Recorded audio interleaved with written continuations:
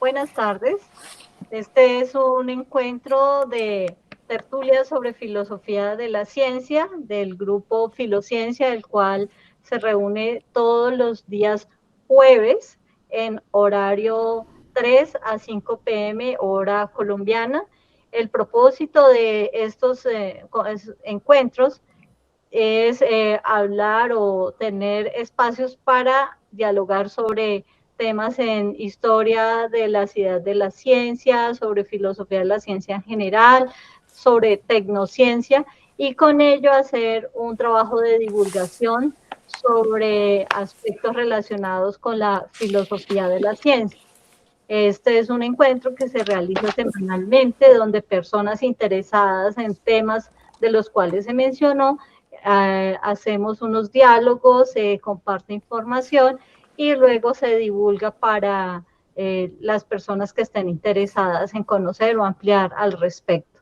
En ese sentido, entonces la tarde de hoy hablaremos sobre un documento titulado ¿Quién habla por la ciencia? Y este es un documento publicado el 16 de octubre de 2021, es decir, de una referencia muy actual y que pues publicado específicamente por la revista Springer en el año 2022.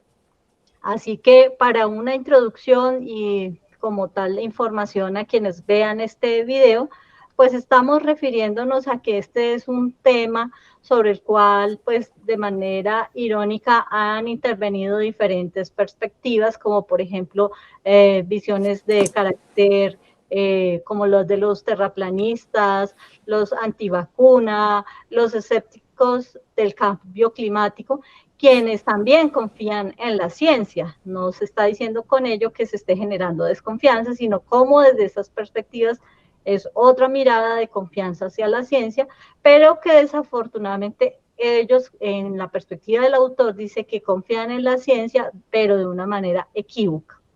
Pues aquí se muestra, es un dilema en el cual se encuentra un elemento central que es la alfabetización científica en una era de intereses comerciales e ideológicos bien financiados y una abrumadora información digital. Así que la pregunta central para el ciudadano que hace uso, o digámoslo así, como si fuera el consumidor de estos conocimientos científicos, no es de carácter filosófico la pregunta acerca de por qué confiar en la ciencia, sino es una pregunta más de tipo sociológica. ¿Quién habla por la ciencia? En ello, concretamente, los maestros pueden ayudar a los estudiantes a aprender a navegar por el territorio de tierras movedizas de la comunicación que inevitablemente hacen de mediadoras y que hace que también esta comunicación se vuelva vulnerable a la dependencia de carácter epistémica, donde los estudiantes pues necesitan entender el papel de las prácticas de la comunicación científica, que está relacionado con una alfabetización que es muy mediática, y los roles de la credibilidad, la experiencia y la honestidad, así como las estrategias engañosas utilizadas por los imitadores de la ciencia para parecer voces creíbles de la ciencia, lo cual nos muestra que el asunto es bastante amplio en cuanto a líneas muy delgadas también que se entretejen alrededor de esta gran pregunta sobre quién habla por la ciencia. Así que entonces doy la palabra a inicialmente a Luis Francisco, luego a Armando, y vamos así poco a poco pues haciendo nuestro diálogo de la tarde de hoy. Gracias. Como muy bien lo dijiste, Astrid, el artículo fue publicado dentro de la editorial Springer, pero básicamente en una revista que se llama Science and Education, y el autor es Douglas Alkin, un profesor norteamericano que está relacionado con la formación de educadores en el campo de la ciencia y eh, está eh, preocupado por cómo se considera el papel actual de la ciencia ante la opinión pública, tal como tú lo dijiste. obviamente él se ubica como si fuese el adalid que permite determinar qué es cierto y qué no es cierto en ciencia. Y él plantea desde una perspectiva muy institucionalizada, desde la perspectiva de los gremios vinculados con los monopolios de la ciencia internacional, de la producción científica internacional, lo que es concebido como falsa ciencia, lo que puede ser considerado como teorías conspiranoicas y lo que puede ser ciencia chapucera. Indudablemente, pues, plantea que hay una opinión generalizada entre los filósofos y los educadores que pretenden hacer divulgación científica, es que se necesita redoblar los esfuerzos para enseñar el llamado pensamiento crítico. Eh, Señala que se necesita profundizar en la apreciación filosófica de la ciencia como una forma especial de conocimiento, eh, como una expresión de la lucha contra lo que el autor señala como la pseudociencia. Y esto pues para ayudar a los estudiantes a demarcar la ciencia de otras formas de conocimiento.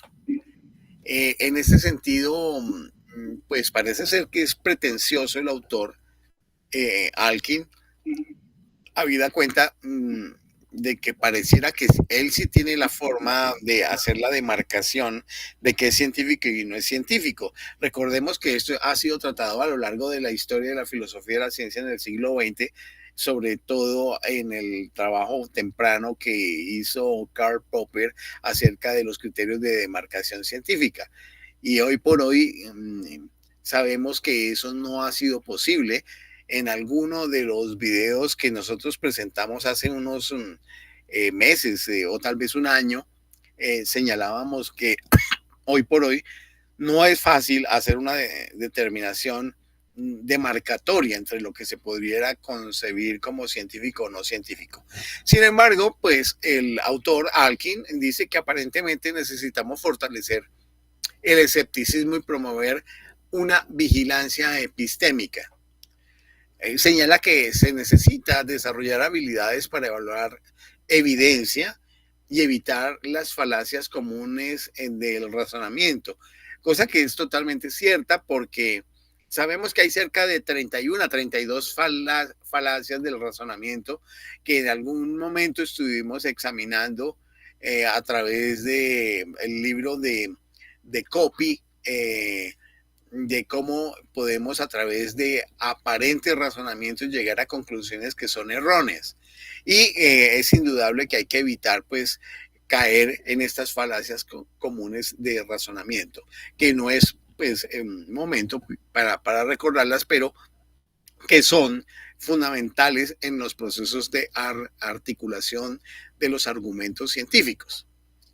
Dice que solo de esta manera parece ser que los estudiantes pueden convertirse en pensadores autónomos. Él está muy preocupado por cómo los estudiantes que están accediendo al conocimiento científico pueden tener una capacidad crítica y autónoma de poder observar y calificar, categorizar lo que es científico y hacerlo de una manera independiente y que sean capaces al mismo tiempo de desacreditar o rechazar afirmaciones que se suponen son infundadas de aquellos que o niegan o simulan la ciencia.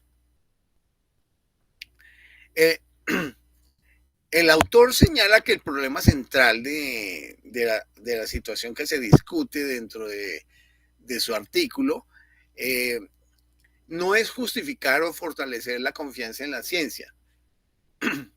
Más bien, el análisis de los que son contrarios a la ciencia indica que, de hecho, se confía en la ciencia. Entonces, aquí el asunto no es que haya una desconfianza en la ciencia, sino que hay suficiente confianza en la ciencia que hace que desafortunadamente esa confianza en la ciencia lleve a algunos a realizar acciones equivocadas. Y en ellos, si no hay suficiente criterio epistémico, la gente, digámoslo así, se va a comer entera la historia o el cuento que aquellos falsadores de la ciencia pudieran dar. Dice que las fuentes de información científica no informan sobre el consenso científico, y entonces aquí él defiende la idea de que hay que confiar en aquellos portavoces de la ciencia que por consenso han hecho acuerdos. Y aquí vuelve a la idea de esta ciencia que está institucionalizada y que sabemos muy bien que la institucionalización de la actividad científica está dada por unas agremiaciones que son reuniones de publicadores de ciencia que a su vez pues tienen unos intereses de publicación específicos, donde hay unos intereses no solamente desde el punto de vista financiero, sino que tienen un interés desde el punto de vista del poder para la decisión en la toma, en la toma de decisiones que tienen que ver con los desarrollos científicos y sus aplicaciones. Y aquí es donde pues el profesor Alkin se queda corto, porque hoy no podemos hablar simplemente de una confianza en la ciencia, sino que tenemos que hablar de una confianza en lo que hoy está fusionado, que es la tecnociencia. Para aquellos quienes hayan visitado este canal, pues sabrán que cuando hemos hablado de tecnociencia, es un concepto que se fue desarrollando desde ciertos conceptos dados en la segunda mitad del siglo XX y que se desarrollan posteriormente con las ideas de Bruno Latour, pero que ya con el concepto de fenomenotécnica de Gaston de Bachelard, pues se había acercado un poco a esa relación entre ciencia y tecnología. ¿Por qué razón? Porque es que actualmente todos los desarrollos de conocimiento tienen una pretensión de orden pragmático de poder tener acceso a dominio sobre apartados del mundo, con el propósito de generar transformaciones, y como están vinculados de una manera muy fuerte con los procesos de la producción económica industrial y comercial actuales, entonces se ve indudablemente muy cohesionados estos conocimientos, de tal forma que no aparecen como que ciencia por un lado y tecnología por el otro, sino que estamos teniendo en este momento un fenómeno de articulación entre ciencia y tecnología que se ha venido denominando tecnociencia, y que por supuesto también están vinculados de una manera supremamente fuerte en el sentido financiero, en el sentido productivo, en el sentido político institucional, en medio de la dinámica de los mercados internacionales, de tal forma que esta tecnociencia, amparada por los poderes económicos que financian el desarrollo de aspectos científicos y tecnológicos que se interaccionan entre sí, donde no puede haber investigación en la ciencia sin apoyos de infraestructura tecnológica, y a su vez los desarrollos de infraestructura tecnológica pues se basan en los hallazgos que se hacen en la ciencia básica. Eso implica que cada vez más hay una imbricación entre los conocimientos de ciencia y tecnología, y por eso estamos hablando de tecnociencia. En ese sentido, pues la pretensión del profesor Alkin de tratar de salvaguardar lo que él denomina la ciencia, y que nosotros aquí podríamos decir la tecnociencia, de aquellos que tienen concepciones que supuestamente son falsarias del conocimiento científico, sería un asunto de una postura donde hay que reconocer la llamada dependencia epistémica. ¿Y en qué consiste esto? Pues la dependencia epistémica está basada en el criterio de que hoy por hoy nadie tiene todos los conocimientos, sino que hay tantos niveles de especialización donde hay tantos saberes que se entrelazan unos con otros que se requiere que haya una serie de consensos y articulaciones totalmente justificable de ello y razonable que permitan que a través de esos consensos de los distintos grupos de especialistas se pueda determinar qué conocimientos se consideran que tienen una validez y un reconocimiento dentro de nuestra cultura actual en todos los sentidos, pero principalmente en el sentido de lo económico, porque es que también el autor plantea que hoy por hoy lo que tenemos es que hay un público que es un público consumidor de la ciencia. Y cuando estamos hablando de un público consumidor de la ciencia, estamos hablando de un público que es consumidor de la tecnociencia. Porque en los mercados, en la dinámica de los mercados, donde se da la compra y venta de bienes y servicios, pues por supuesto todos los productos que tienen una base científico-tecnológica están ahí a la mano. Y en ese sentido es importante para sostener el negocio, es decir, de la venta y a los consumidores y de que haya credibilidad en los consumidores sobre la bondad de esos bienes y servicios, pues es necesario que haya un asunto de credibilidad. Y para ello entonces se requiere esos voceros que planteen qué es lo válido y qué no es válido en términos de la tecnociencia, cosa que Alkin la señala como de la ciencia. Básicamente este sería un primer panorama general que yo quisiera señalar a partir de la lectura del texto, que es extenso y tiene varios elementos que podemos discutir ahorita más tarde. Y quisiera darle la palabra a Armando para ver qué opina al respecto. Pues sí, hay un tema aquí digamos, como de la confianza, ¿no? Como estabas planteando, ahí están imbricados los grupos económicos, los grupos de científicos, y hay un claro interés digamos, económico. Y debido a eso también hay una serie de personajes que digamos, se lanzan como una serie de afirmaciones que a la larga resultan contradictorias. Y que definitivamente también, como también decías, es difícil que una persona, que solo una persona o solo un especialista pueda decir que es conocedor de toda la verdad. Al contrario, cada vez estamos más especializados, cada vez se amplía más, digamos, el conocimiento en cada área, y entonces, pues, necesariamente tienen que recurrir un especialista a otro especialista digamos, para manejar ciertos aspectos como la desinformación científica.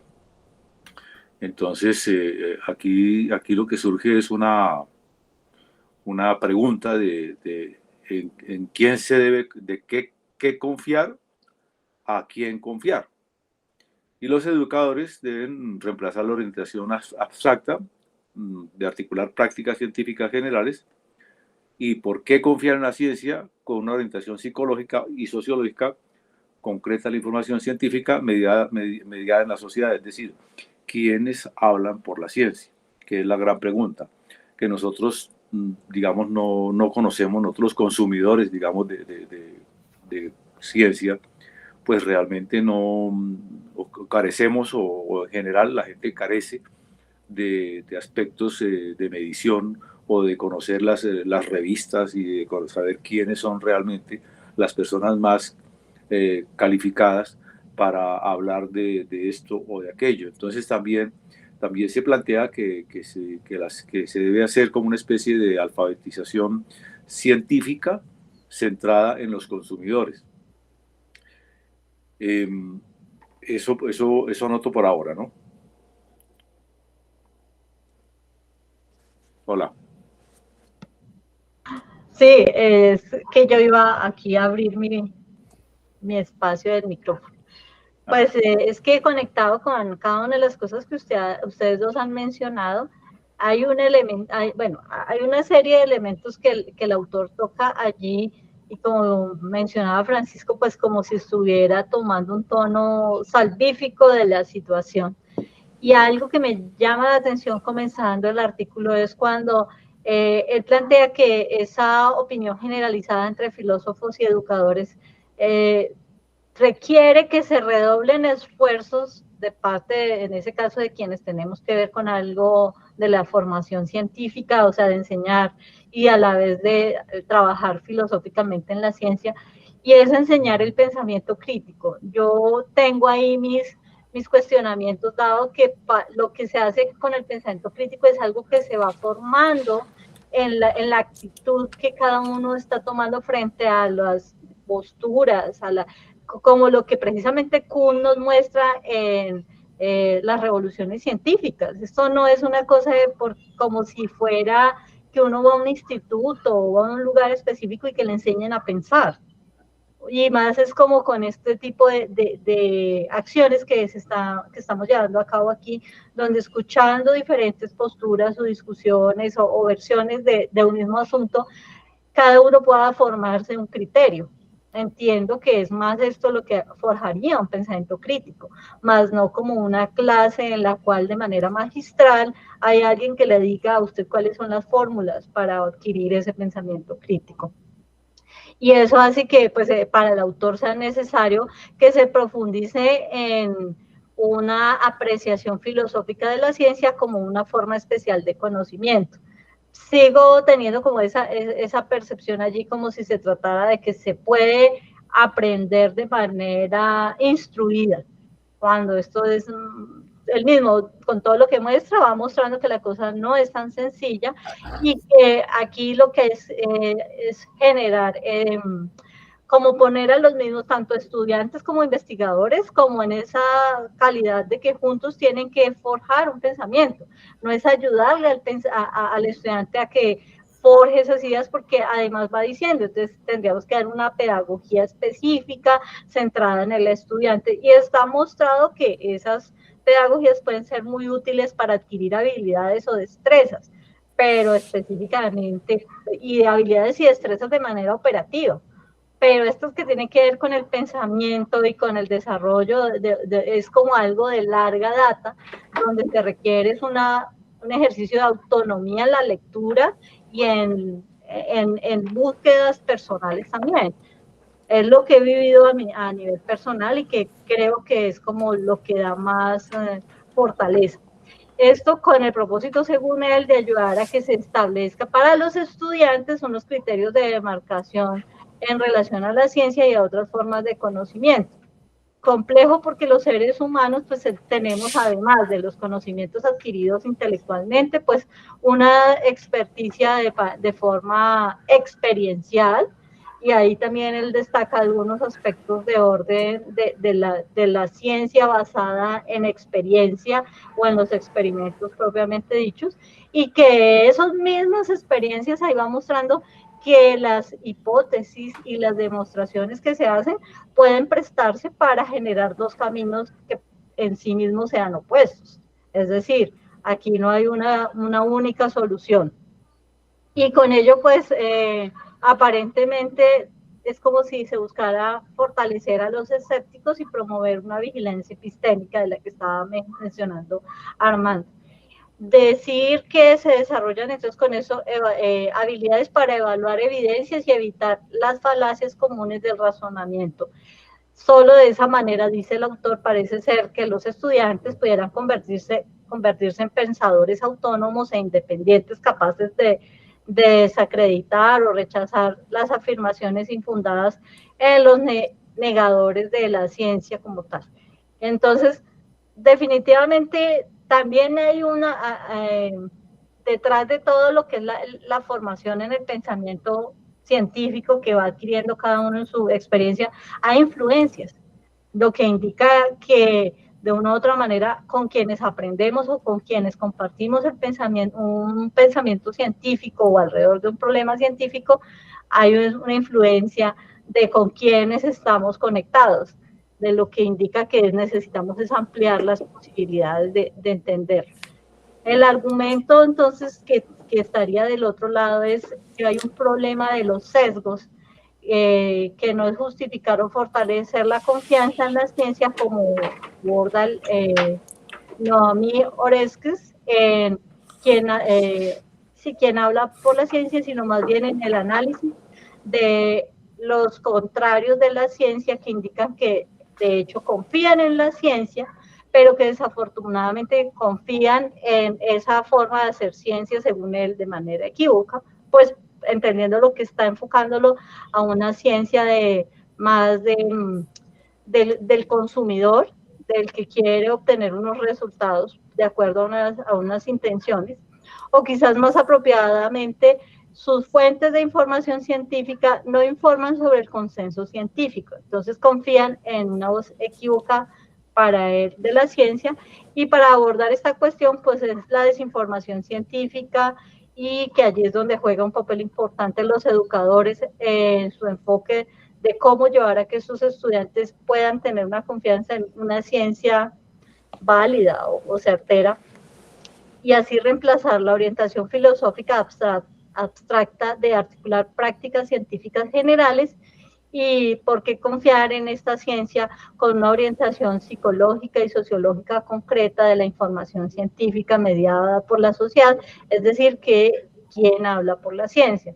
El problema entonces es cada vez más evidente, que es cómo se entrecruzan hoy todas las formas de comunicación de la ciencia, cómo se comunica, y además, pues lo que estaba diciendo Francisco, qué intencionalidades hay allí detrás de quién la comunica, porque eso es como uno de los elementos centrales. Hay una intencionalidad, y ese criterio de la ciencia neutral pues ya no juega hoy en día.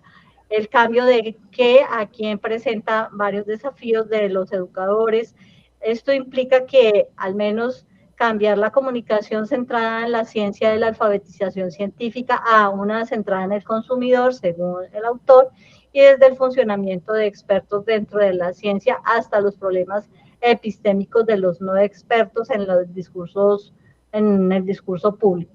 Esto posiblemente entendería yo que tendría una fuerte argumentación o desarrollo en países donde la gente tiene acceso a mucha información, pero ¿qué decimos de pronto de países como el nuestro, donde es de pronto un solo medio, una sola forma de adquirir esa información, o que muchas veces es solamente un voz a voz con la información sesgada o fraccionada en algunos de esos casos? Este hace que pues, se dé también otro asunto central, y es que desde el mismo funcionamiento que le dan los expertos desde la ciencia hasta problemas epistémicos de esa argumentación, también los elementos del razonamiento de la experimentación y los conceptos sociales que le dan una cierta credibilidad de la experiencia, de la honestidad y la transparencia, hasta las mismas prácticas de comunicación científica. Así que los objetivos de una educación científica para él deben ampliarse significativamente desde alfabetización científica para incluir tanto alfabetización en medios científicos y abordar la confianza en las afirmaciones científicas donde quiera que aparezcan, que tiene que ver con la instrumentación, con los medios de divulgación y la forma como se publica esos resultados de la ciencia. Entonces, reúne muchos más elementos que solo la divulgación. Esto como unido a lo que vienen diciendo los colegas. Sí, hay algo ahí que me parece como palabras clave en este asunto, que es cómo enseñar el pensamiento crítico, y que hay que tener claro que el pensamiento crítico es una forma especial de conocimiento, que digamos, implica que hay que desarrollar muchas habilidades, aprender a evaluar evidencias y digamos, que uno, sin darse cuenta, hasta los mismos científicos pueden quedar metidos en falacias de razonamiento, dado que los científicos muchas veces, hay científicos que confían en información científica, pero digamos que hay aspectos como el consenso general de la ciencia, o el punto en que le dan un determinado valor a esta última teoría, pero ellos mismos parece que es como que se pierden, ¿no? Eso, digamos, para hablar solamente del aspecto de los científicos. Y de otro modo es porque yo me imagino que la cuestión económica juega un papel muy importante y todo el mundo protege sus fuentes de información. Entonces, encontrar realmente qué se está moviendo en la ciencia, pues se convierte en todo un reto. Y digamos que hay una serie de información, yo diría que información de consumo, y creo también además que no solamente es información científica de consumo, sino que mucha información de tipo político, económico, hay de consumo también. Entonces, digamos que nosotros en general estamos navegando, y más hoy en día con todo este tema de los computadores y la inteligencia artificial, etcétera, pues estamos navegando en mares inmensos, ¿no? de información, y es muy difícil saber de dónde viene esto o para dónde va aquello. Entonces, de ahí que surge la palabra de aquí, el título de este artículo, que es ¿Quién habla por la ciencia? Y pues digamos que la propuesta es que uno debe también aprender a evaluar a las personas que están hablando por la ciencia, ¿no? Digamos, esto pues por conociendo la experiencia, de qué tipo de revista estamos hablando, en fin, como que se debe tener mucho cuidado en observar cuáles son los medios con los cuales se están expresando determinados científicos. Me parece que eso es el asunto, digamos, como fundamental. Y un poco también para redondear en esto, con lo que se decía Astrid, pues es que en esto también hay una serie de factores como la honestidad, la transparencia, que digamos que por el asunto de la economía y de todos los intereses políticos y geoestratégicos, como dice Francisco, pues obviamente que las cosas realmente no son fáciles de ver, no son fáciles de hallar, y mucho más importante es que tengo la impresión de que no nos las van a comunicar todas porque, digamos, estratégicamente no son convenientes. Me parece que por ahora es como esta primera parte de todo esto de quién habla por la ciencia y de por qué debemos tener cuidado y observar específicamente quién habla por la ciencia. Si examinamos el título, ¿Quién habla por la ciencia? Y el profesor Alkin pareciera ser el que toma la palabra para hacer de adalid de diferenciar quién es el que habla por la ciencia. Él intenta señalar varios casos en los cuales grupos humanos en distintas partes del mundo que rechazan la ciencia, la rechazan en el término de lo que él denomina la ciencia de consenso, que es esa ciencia corporativa. Y por supuesto, plantea que entrar en el análisis o la perspectiva de aquellos que rechazan la ciencia de consenso es un asunto decididamente incómodo. Y debe parecer seguramente que reconocer que hay puntos de vista que algunos considerarían irracionales, incluso otros pueden considerarlos como racionales, también lo pueden sentir como convincentes. Pero si se puede tener el valor para escuchar de manera comprensiva los puntos de vista, de pronto se podría descubrir que el problema de la llamada negación de la ciencia no es simplemente negación de la ciencia, porque algunos negadores de la ciencia justamente lo que hacen es apoyarse vigorosamente en la ciencia, confían en la ciencia. Pero Alkin señala que lamentablemente confían en la ciencia equivocada. A pesar de ello, pues sostienen que la ciencia está de su lado desde la perspectiva.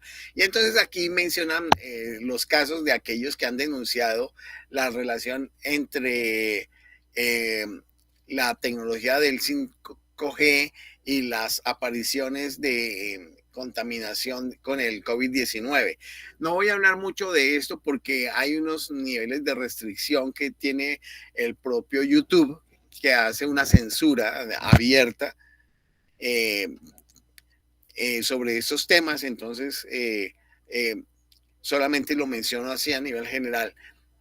También se pregunta el profesor Alkin qué hay de los terraplanistas, cosa que ya mencionó de alguna manera Astrid. Dice que ellos también apelan a la ciencia y a la filosofía de la ciencia. Dice, sí, tan sorprendente como pueda parecer para el externo, la Sociedad de la Tierra Plana, que es una sociedad británica, aboga por el empirismo y la reflexión epistemológica. Al consultar la wiki del terraplanismo, aseguran que hay una diferencia entre creer y saber. Y en esto yo estoy totalmente de acuerdo, porque una cosa es que cuando uno cree, pues tiene un saber que no tiene una evidencia directa y entonces le toca tener credibilidad, pero eso nos pasa con la inmensa mayoría de los saberes que poseemos. Y el saber en sí mismo es aquel que ha sido directamente trabajado a través del proceso investigativo. Entonces, quienes saben realmente son muy pocos y el resto lo que tenemos que asumir es que ese saber que tenemos es síntoma de creencia que se articula a través de racionalidad. Entonces, en ese sentido, pues hay una serie de dificultades, pero también hay un buen análisis para saber qué es lo que se sabe y qué es lo que se cree. Hay veces uno cree cosas que sabe, pero hay veces sabe cosas que cree también. Y este involucramiento de elementos nos lleva a que no puede haber un solo juez imparcial en relación a los conocimientos que la humanidad posee. Entonces, todos aquellos que se han considerado como negadores de la ciencia, los anticientíficos, porque los resultados o productos de la actividad científica han sido dañinos para la humanidad. Estamos hablando aquí, por ejemplo, de los antivacunas. Tampoco voy a extenderme en esto porque YouTube tiene una serie de restricciones al respecto. Están aquellos que son los creacionistas, que consideran que hay un diseño inteligente en el universo y que por lo tanto la hipótesis, por un lado darwiniana y la hipótesis por el otro lado evolucionista del universo no es, y que realmente el universo ha sido deliberadamente diseñado por una inteligencia superior, llámenla Dios o llámenla demiurgo, como se quiera, también hace parte de esta dinámica. Y esto nos muestra lo siguiente, y es que definitivamente en el campo de la ciencia o de la tecnociencia, los elementos fundamentales de la base de explicación de lo existente no están definidos y están siempre en cuestionamiento. Entonces, a esas alturas, la confianza general del público en el conocimiento científico ha sido establecida desde hace mucho tiempo, porque los mismos medios de comunicación le han dado un papel preponderante al conocimiento científico.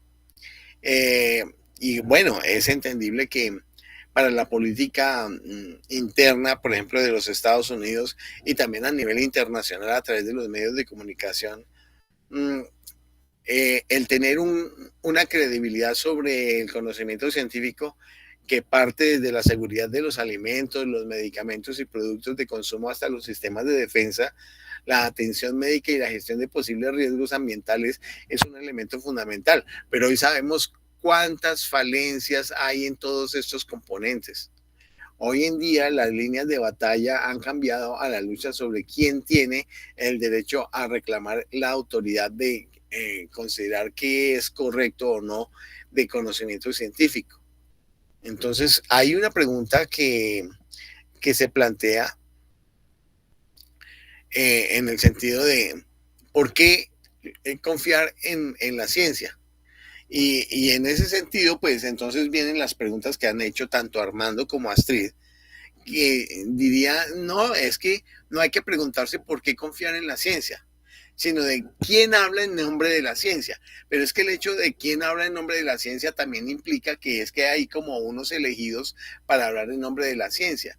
Y aquí lo que se ve es la emergencia de una serie de intereses e intencionalidades que, por supuesto, obedecen a unos intereses predispuestos y que están con anterioridad.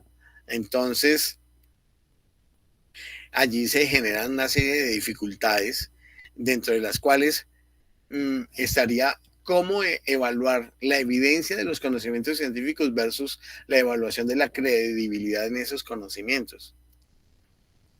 Y uno se podría preguntar cómo puede el ciudadano o consumidor, porque aquí está la idea de consumidor, porque es tan fuerte la vinculación entre el desarrollo de la tecnociencia con el capitalismo, que hay que hablar del consumidor individual. Entonces, ¿cómo puede el ciudadano o consumidor individual distinguir entre hechos y hechos falsos en el campo científico?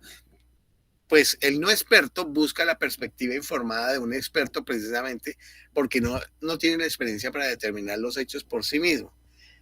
Y aquí es donde viene todo ese asunto del manejo del poder, donde hay algunos que se asumen como autoridades y le dicen a la gente qué es lo que es lícito o no lícito, qué es verdadero o no es verdadero en el campo de la ciencia.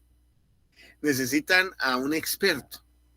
Esta situación pues genera una especie de asimetría en la experiencia y que plantea un enigma que genera desconcierto. ¿Cómo se puede verificar la experiencia de alguien sin conocer los hechos primero? Y pues esto genera un desafío que es adicional.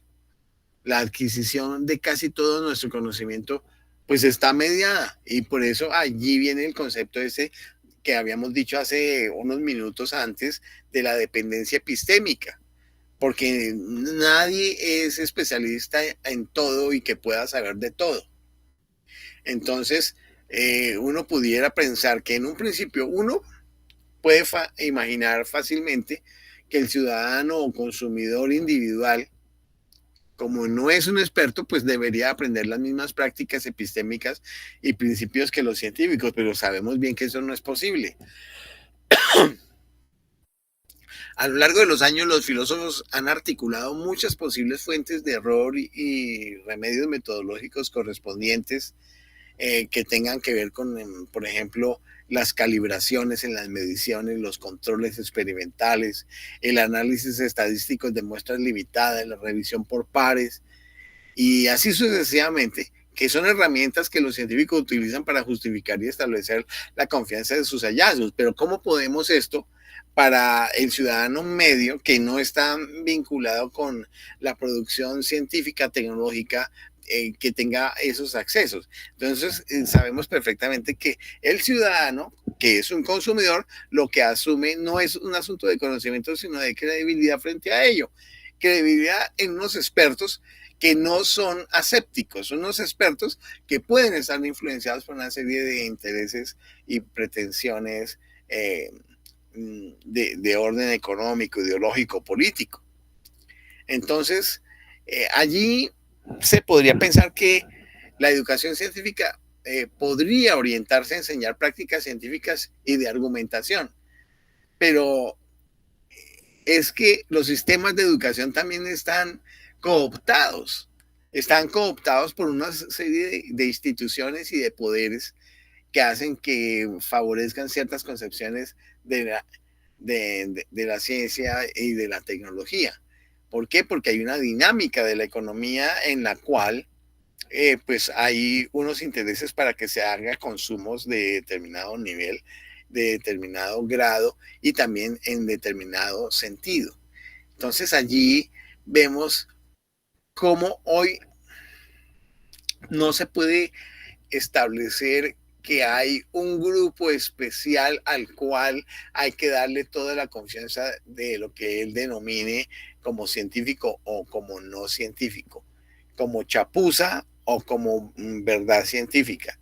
Y en ese sentido, pues la lección central para el consumidor entonces sería la de reconocer los límites epistémicos eh, que hay dentro de la concepción, y esa sería una deuda que tendría la comunidad de consumidores con respecto a los especialistas. Pero los especialistas en sí mismos no son santos de devoción en los cuales se pueda confiar. Entonces esto genera, si se dan cuenta, una situación de descrédito donde no hay nada seguro. Y en ello, pues creo que falla el profesor Alkin al intentar pues decir que pudiera ver con quién se puede creer que es válido y que no es válido en la ciencia. Ahora bien, dentro de las sociedades abiertas y democráticas, la libertad de pensamiento es un elemento importante. ¿Y quién dice que la actividad científica tiene que ser un pensamiento unificado, único y excluyente? En una sociedad abierta, en términos de democracia, pueden haber, para el caso científico, incluso varias posturas diferentes y no establecer una serie de posiciones que sean dogmáticas como la que, por ejemplo, asume YouTube en relación con ciertos parámetros de la ciencia, sobre todo con respecto a la medicina. Y en ese sentido, pues creo que hay unas equivocaciones ahí en el planteamiento de Alkin al pretender ser un adalid o llamémoslo así, profeta de las verdades científicas. Por lo pronto eso sería lo que diría yo. Armando, ¿quieres hacer alguna intervención para seguir?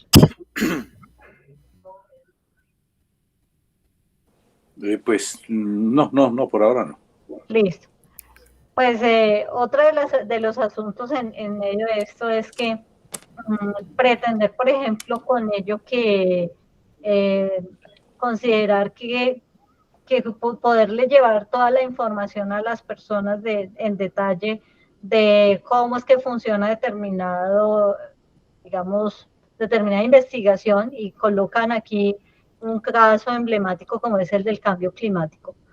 Por más de que se pongan en contraste, por ejemplo, gráficos, curvas de cómo se toman esos datos y explicar lo importante que pueden ser tener esos puntos de referencia que hacen con ello que la información que se esté dando es probada y que incluso con eso se construyen también argumentos bien complejos, pues eso requiere también una formación de un razonamiento muy técnico y mucho más allá que vaya de lo que el promedio del ciudadano común tendría en su acceso.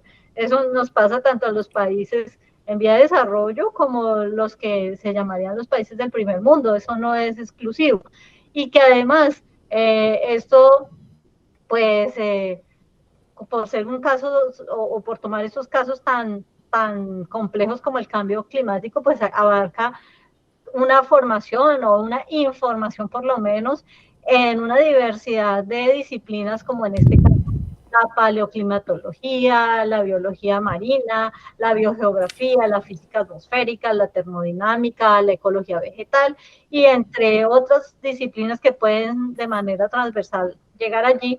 Así que nadie puede tener como tal esas habilidades en todos los campos, como ustedes ya lo habían mencionado, y que tampoco ni siquiera los propios científicos que trabajan y contribuyen a ese inmenso campo de recoger o recolectar evidencias, pues logran tener como el total conocimiento de esa información. Entonces, pues tampoco le podemos trasladar esa responsabilidad o se traslade al ciudadano común, y con ello pues generar también que allí hay un límite de toda esta información que va más allá del hecho de validar directamente un conocimiento basado en una experiencia personal. Ni siquiera un profesional cumple todo el ideal que uno pudiera decir que se requiere para ser una persona formada o educada en el ámbito de un pensamiento autónomo, para ser agente o generador de ideas claras para emitir conceptos. De ellos, pues, en este caso hablando de los más informados y profesionales de la ciencia, como decía Armando hace un momento, dependen también de los conocimientos de otras disciplinas, de otros expertos, y eso hace que, pues, que la ciencia no tenga una sola vía o una sola forma de entenderlo, más ahora con la tecnociencia que nos hablaba Francisco, porque pues depende de obtener no solo conocimientos confiables sobre un trabajo que es intelectual, también tiene que ver con que pues la sociedad como tal tiene, es una distribución, ¿cómo se diría? Discontinua, no es el pensamiento con el que se forja en una sociedad, no podríamos decir lo que sea homogéneo o se pudiera estandarizar, y con ello pues lo que hace es que esos conocimientos, más allá de que sean los más apropiados o sofisticados, lo que hace es que se dificulta encontrar una forma certera y única que pudiéramos decir que nos podríamos forjar un pensamiento como de carácter epistémico, sino que hay muchas aristas. Pero pues también el autor con ello nos va mostrando con diferentes ejemplos de las diferentes situaciones donde aparentemente, usando todas estas posibilidades de conocimiento científico de la información, también se generó esa desinformación o esa tergiversación, porque también se asume con ello posturas, y esas posturas lo que hacen es como si se crearan bandos de quienes están a favor o quienes en contra, para con ello mostrar quiénes son los que realmente trabajan de manera objetiva, o quienes están demostrando que sus conocimientos llevaron a algo que era válido. Así que el objetivo de la independencia intelectual, pues no podríamos decir que sea en su totalidad o completa, sino que, o que en su totalidad algunos estuvieran equivocados, lo que hace que se requiera pues cada vez ampliar esas posibilidades. Para el autor, él dice que los estudiantes necesitan es aprender en cuanto a los cambios, en cambios, los límites del conocimiento personal que se tiene, y pues que necesitan desarrollar la capacidad de mejorar de manera inteligente la ciencia y los científicos, a pesar de la falta de experiencia científica. Yo lo veo como muy soñador o utópico esto que plantea, porque sí, aún en la historia de la ciencia vemos que hubo un momento en el que se defendieron ciertas perspectivas e ideas, y teniendo toda la intención de ser honestos, como él lo resalta en algunos apartados, y demostrarlo de la manera más eficaz o eficiente, el tiempo es el que nos va mostrando qué caminos estábamos recorriendo de manera más efectiva. O también hemos encontrado en lo que hemos estudiado aquí como tertulia, que teniendo dos alternativas y dos salidas para un mismo problema, sin decir con ello que el uno invalidaba al otro, sino son alternativas que la misma experticia y la investigación van mostrando. Entonces, ahí hay unas perspectivas idealistas, definitivamente, pero pues es válido en cuanto que llama la atención este autor, en cuanto que, claro, aquí estamos hablando de un consumidor de la ciencia, es decir, de alguien que lo que necesita es encontrar la pastilla que le resuelve sus problemas de ansiedad, la receta para qué hacer en casos de emergencia, y eso es válido, ¿no? Porque definitivamente en momentos decisivos necesitamos quien nos dé una orientación clara. pero tal vez es que se ha idealizado mucho el trabajo o la información que se hace que llegue al público, y eso también es aprovechado por quienes tienen un cierto dominio, cierto control de qué información puede salir al público. Entonces ahí tenemos pues unas situaciones de amplia, digamos, complejidad, porque no podríamos entrar en la conciencia de cada persona, pero tampoco desconocer que esto tiene unos controles o unos decisores de alto nivel para definir qué se publica, qué se muestra o qué no se muestra. Así que pues se entiende más en una función de quienes reciben o recibimos la información como consumidores. Eso también tiene una carga de significados en cuanto a que quien consume acepta de una manera confiada que lo que le están ofertando, lo que le están ofreciendo por ser del científico, pues es hasta, como se diría, verdadero, lo asume de esa manera.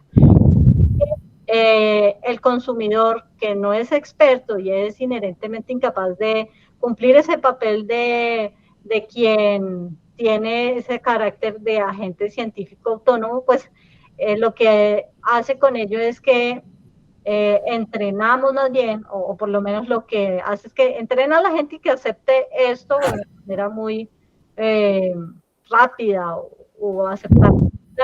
Y por el otro lado, pues preparan o van formando a los científicos en estudios prolongados y de aprendizaje para que puedan utilizar sus conclusiones sin tener que realizar toda una investigación y un trabajo epistémico que ellos mismos pues requerirían abordar, y esto pues entonces genera otra situación, y es que podría traer unos beneficios, o ha traído ciertos beneficios a un sistema cultural del conocimiento de experto, pero que generan un costo de dependencia de los no expertos. Entonces, como que se resuelve el problema por un lado, pero se abren otros problemas. En síntesis, pues el consumidor no está en la posición de evaluar ninguna afirmación científica con certeza epistémica sobre lo que el experto científico le está mostrando como relevante, y el consumidor de ciencia pues lo que hace es depender cada vez más de los científicos investigadores, que son en ese sentido unos profesionales, e intentar asumir el papel de experto al suponer que se tiene toda la evidencia y antecedentes relevantes no es prudente.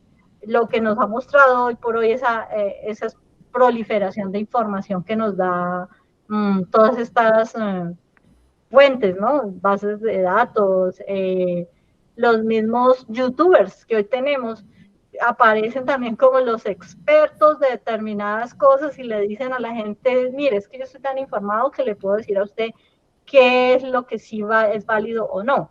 Entonces, como dicen todos los días, si hoy sucediera un fenómeno de la naturaleza, mañana estaríamos o estamos expuestos a la cantidad de youtubers que salen como expertos y que nos vienen a decir que ellos ya sabían esas cosas. Entonces también nos pone en una situación compleja. Hay una palabra clave ahí que creo que funciona no solamente en este tema de la ciencia, sino la palabra consumidor, que todo se está construyendo, todo se está elaborando para consumidores. O sea, el manejo de masas es el que resulta más importante que la misma veracidad de la información. Y todo también porque se sostiene con base en la credibilidad que tiene la gente.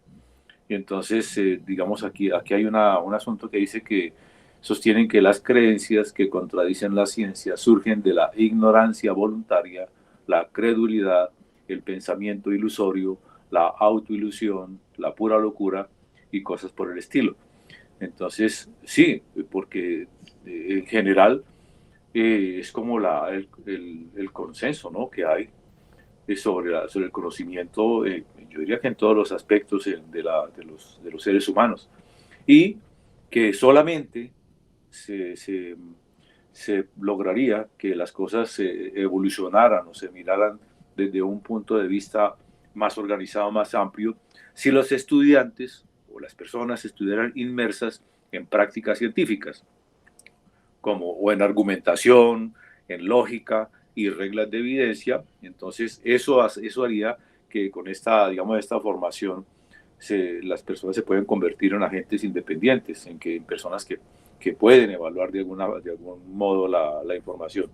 Pero me parece que es precisamente lo que no se hace y que si nosotros en este momento miramos la cantidad y diversidad de información que tenemos, y yo encuentro que esa diversidad se presta es para desinformar, que uno puede estar, o sea, todo el mundo está leyendo de diferentes ángulos, de diferentes partes, de diferentes países, y pues a la larga terminamos como desinformados. Me parece que eso es una cuestión que juega mucho y que por lo menos diferenciar, no la información científica, sino la información basura, que hay muchísima, y que pues digamos que es como la regla general, porque definitivamente todo está dirigido a los sentidos. Lo que la persona vea en el momento en que le estoy dando la información, en los agentes externos que yo sea capaz de colocar en el contexto o en el país X donde yo quiero lanzar determinado tipo de información, eso la va a hacer creíble. Y esa información puede ser, digamos, sesgada, y pues la gente va a creer que eso es así. ¿Por qué? Porque no tienen esas posibilidades intelectuales de análisis. Sí, yo diría para concluir mi intervención dentro de la tertulia que en las sociedades abiertas, como las sociedades de Occidente, de los países occidentales, donde el capitalismo es la dinámica de la economía, es el modo de producción establecido, pues existen posibilidades de tener resultados, productos de la tecnociencia que son beneficiosos para la humanidad, pero también algunos otros que no generan beneficios, sino que generan más bien dificultades y problemas. Pero que detrás de todo ello siempre hay un interés de aquellos que son los que generan la financiación de la producción de la tecnociencia. Y que en ese sentido, pues estamos, llamémoslo así, condenados a tener tanto cosas constructivas, positivas, como cosas que no son de lo mejor.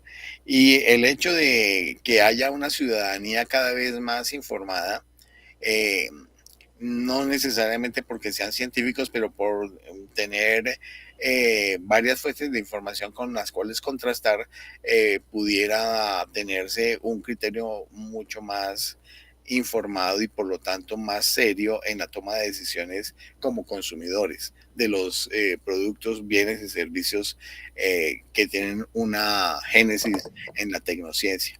Eso sería lo que yo podría decir. Y como filósofo de la ciencia que he venido estudiando estos problemas, me doy cuenta que es un asunto que no tiene una solución inmediata y que ni siquiera ni científicos, ni filósofos, ni políticos tienen la última palabra en esto. Tenemos puntos de vista y a partir de esos puntos de vista es que juzgamos y apreciamos cómo es la dinámica de toda esa serie de cosas que se producen en ciencia y en tecnología. Les agradezco su participación y deseo pues todo lo mejor para cada uno de ustedes. Bueno. Yo quiero es como agregar un asunto central, no sé, un punto que creo que nos ha pasado principalmente a Francisco y a mí, y es cuando se reconoce o se valida una información porque lo está diciendo determinada autoridad, y muchas veces esa autoridad está, desfasada o descontextualizada porque se trae una historia de vida como investigador o como persona que en un contexto o grupo de la ciencia le han dado ese estatus. Entonces ya se confía en lo que esa persona lo dice porque fue esa persona, a sabiendas de que mucho de lo que está diciendo hasta está desactualizado. Y eso por lo menos nos pasa mucho aquí en Colombia, no sé, en otros países. Y eso hace que entonces también se genere, es como como un estatus por personas, más no porque se esté debatiendo, discutiendo los nuevos criterios o elementos que podrían ser discutibles a la hora de presentar unas ideas científicas. Y sé que las personas que están reconociendo a ese personaje, pues lo hacen de buena fe o de buena intención, digámoslo así, y quien las presenta también se siente pues rodeado y fortalecido en lo que está diciendo, porque no tiene quien le contradiga. Y cuando se le hace esa contradicción, pues dice, sí, y lo toma como muy natural y pasa desapercibido ante el público. Es que nos ha pasado, recuerdo, Francisco, ahora en el encuentro de investigaciones, sí, la persona fue abierta, pero no generó con eso como que la gente viera que hay diferentes posturas que necesitan ser revisadas y que usted como consumidor, digámoslo así, de esa visión científica, tiene que ponerse las pilas. Usted no puede quedarse como el solo consumidor y usted tiene que estar más informado porque es su responsabilidad, no es que se la tenga que entregar a otro. Entonces, me parece que como experiencia personal que nos ha ocurrido, es importante, ya que digamos, estos espacios que estamos teniendo en tertulia sobre filosofía de la ciencia tiene la intención también de como abrir esas posibilidades para que personas que nos escuchen, si son de nuestro país o algo así, puedan también estar en alerta. Hay que ser más proactivos en la búsqueda y en la construcción de un pensamiento propio, por eso no comparto mucho esa idea del pensamiento crítico, porque se ha tergiversado, y más es que construyamos un pensamiento. Puedo que, desde luego que no voy a encontrar que sea yo X el que tenga toda la información o la información veraz, pero el solo ejercicio de estar cuestionando y revisando los conceptos que cada uno tiene, ya es un punto a favor. Sí, ahí me parece que también sirve aclarar que del mismo modo que, por ejemplo, cuando uno ve el caso, digamos, de la medicina, ¿no? Que antes uno era un paciente, ahora es un consumidor, ¿no? Y que muchas actividades, el mismo estudiante, ¿no? El estudiante, pues era el estudiante, ahora no, ahora es el valor de la inversión. O sea, que son términos que a la hora de la verdad sí se ajustan como a una realidad que vivimos, y aquí hablamos del consumidor. Pero entonces, para este tipo de asuntos, tiene un término que utiliza este señor que habla del consumidor ciudadano, ¿no? ¿Por qué? Porque es la información de tipo científico, y que si el objetivo de la educación, de los medios de comunicación, de noticias científicas, es hacer que el canal de comunicación funcione bien. Pero precisamente ahí es donde está el tema, ¿no? La barrera, el mismo canal de comunicación es la barrera que hay que superar. Si la barrera de comunicación, el medio, la prensa, la radio, lo que sea, no supera o no tiene ese interés, pues entonces digamos que vamos a seguir luchando contra el viento. Y me parece que como todo, como en la vida, como cuando se inventaron el libro, como que al principio eso era el que leía, pues era una persona que la podían desterrar. El que sabía leer también, me imagino que hoy en día el que aprenda a leer este tipo de información, a escoger, a aprender, etcétera, darse cuenta de cómo funcionan los diferentes canales e ir eliminando poco a poco esa barrera, pues es una labor que posiblemente la va a dar el desarrollo cultural, ¿no? el tiempo, me imagino, porque de todas formas, hoy en día hay mucha más gente que lee, a pesar de que no es tanta, pero hay más gente que lee, hay más libros, etcétera. Pero me parece que en ese sentido, el cuento de que la información que circula, que el consumidor ciudadano en estos aspectos, pues que debe tenerse en cuenta. Y que pues que aprenda también a seleccionar, ¿no? ¿Cómo hace uno para distinguir cuál es la información buena o cuál es la información mala? Cómo un individuo común y corriente puede seleccionar la información. Me parece que esos son aspectos bastante delicados, y creo que hasta en los países desarrollados se sufre también de lo mismo, ¿no? En fin, bueno. Bueno, muchas gracias. Bueno, entonces, muchas gracias a ustedes también. Bueno, gracias, Francisco. Hasta la próxima, entonces estaremos en la nueva tertulia con otro tema. Muy amables. Listo, gracias, Francisco. Chao. Suerte, abrazo para todos. Chao.